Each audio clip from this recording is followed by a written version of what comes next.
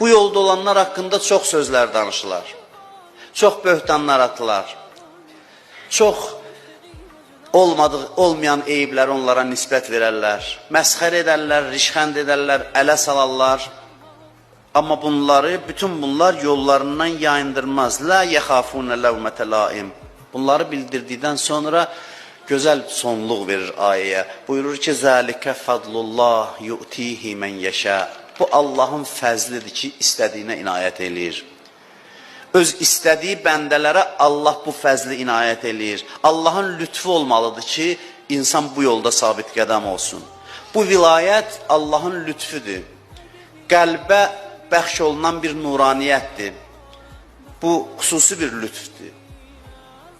Zəhmətlə əldə olunmur. Allahın inayətidir, minnətidir insanların boynuna. Zalikə fazlullah, bu Allahın lütfüdür.